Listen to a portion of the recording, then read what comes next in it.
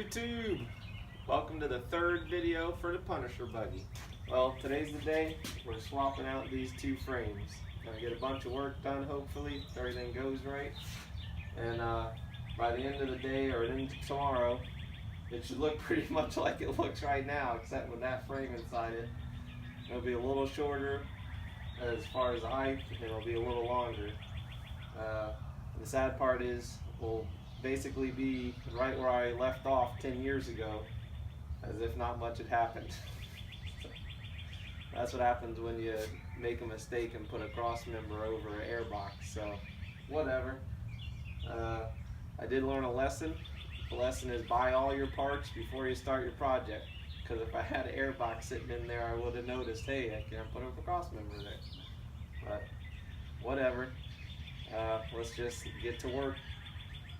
Now here's a quick rundown of what we got to do today. First thing, pull the wheels off of here. Then we're going to unbolt the springs and take the springs in the axle, throw them in the corner, move the frame out of my way. Then I'm going to come over to the old buggy. I'm taking all the sheet metal off the front and the beer holder.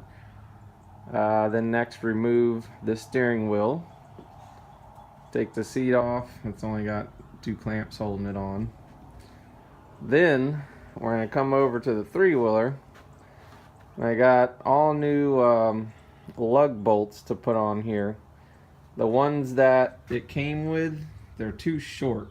I don't know, I got these like 3-inch wheel spacers from somewhere. I don't even remember where I got them.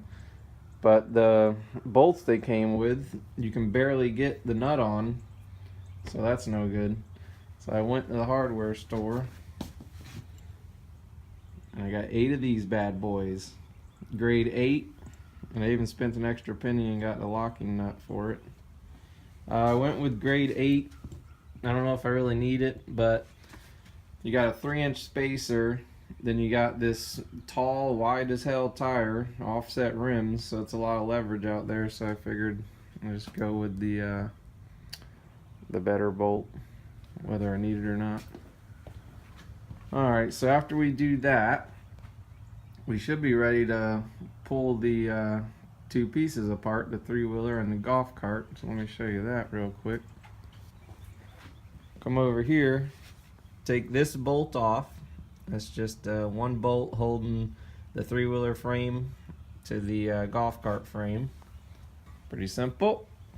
Then come over here, and you got these 2 bolts. They don't even have nuts on them. They're just sitting there. Take those off, and that's it. Pull them apart.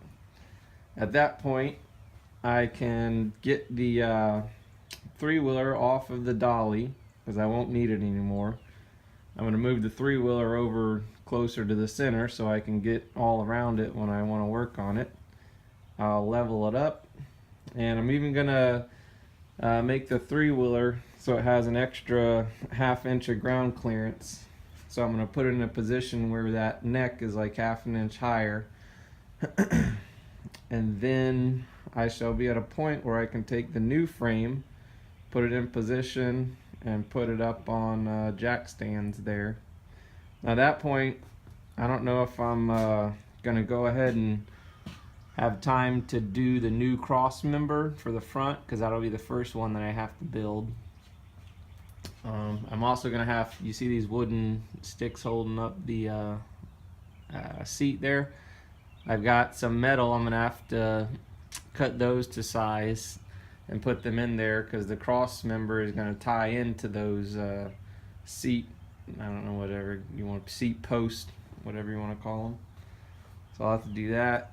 And then I'm going to have to cut these hangers out of here, because I'm going to take them and I'm going to be installing them on the new frame somewhere around this area. I won't exactly know till I get it all up in there, but I'll need to cut that out. And then I'll need to cut out the front of this frame, which actually you can see it better here. I'm going to cut out all of this area, and where you bolt on your springs there, I'll cut that out, because that's going to be used as the lift for the front, and then all the other metal will just get scrapped, and then that'll be it. Alright, well, let's get started.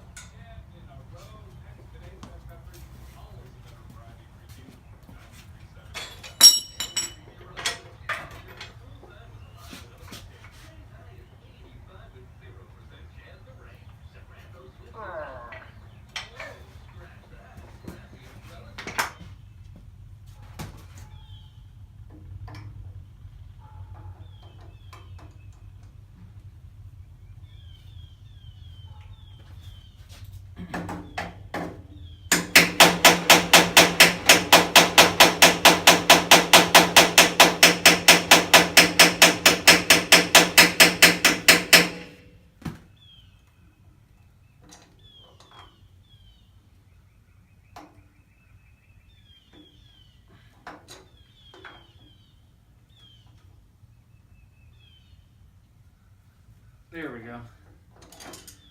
I had to use the old hammer and channel locks trick on this stripped out Phillips head, but it worked. Oh, that's better.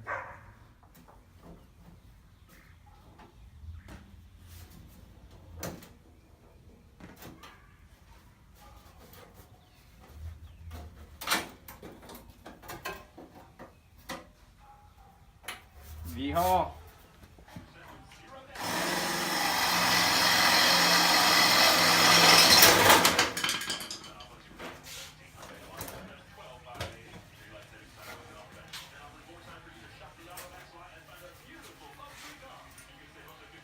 Like that. Just had to drill out 4 welds, and there it is. That last one, of course, didn't go as well as the other ones, but it's off. So we're halfway through the day here. I got the 4 new lug bolts in that tire. Got the hub off and got these bolts ready to go. Put a little grease, cleaned off all the old crappy grease that was left in there. Cleaned everything and put new grease. So I'm gonna put her on and get going. So this is the bolt that holds the neck onto the subframe. Took me a little while to figure out how I was going to do this originally. I was just going to get some all thread and, you know, run it through there and there and put a nut on each end, but I thought, well, it's going to be loose. It's never going to be fully tight. So after sitting in the nut and bolt section for like an hour at Home Depot or Lowe's, wherever I was, I figured out, well, if I put a nut, weld a nut on each end and run it through there, it'll be solid. And it actually works pretty good. And I even custom made this bolt because I couldn't find a bolt that was big enough. I'll get this out here in a second. I'll show you. I still did use a piece of all thread. And I just welded a washer to a nut, and then I welded the nut to the all thread. How long is this thing? Jeez.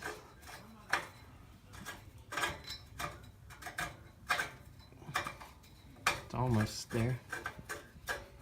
And then I'm gonna, you know, once it's built, I left enough room coming out of the top nut that I can put a locking washer on it. So there she is. Not the best welding. I'm a little bit better now, but this was a long time ago I welded this mug up. So I'm gonna have to grind it and touch it up a little bit, but that's it. You can't find a bolt, make your own. Alright, so it's almost time to take these 2 out and then separate them. Let's see what happens.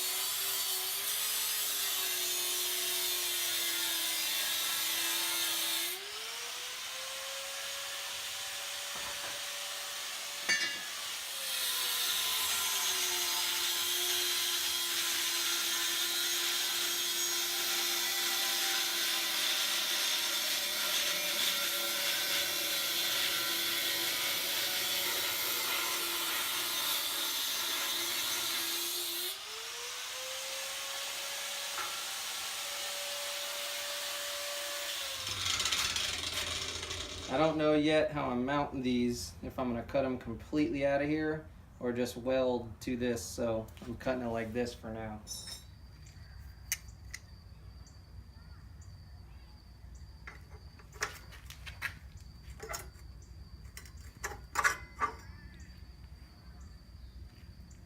Hey look, we can put an air box in there now. Go figure. Deja vu all over again. Well, there she is.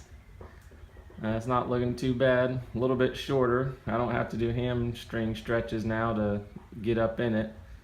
It's definitely longer. It's actually not in the exact position, so it's going to shorten up like 1 inch, but it's not too bad. I didn't do the cross members. I'm going to put those in another video, so I don't want the video to be too long.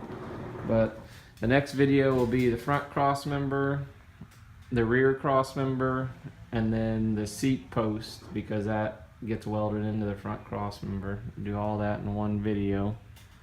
Got a nice rake to it. I kind of wanted to have a hot rod look, even though it's a swamp buggy. Gonna be kind of like a hybrid swamp buggy hot rod type of deal. Everything went pretty well. I'm happy with what I got done. I think that's it. I got the air box installed. I got the battery box installed. My header pipe just sitting there.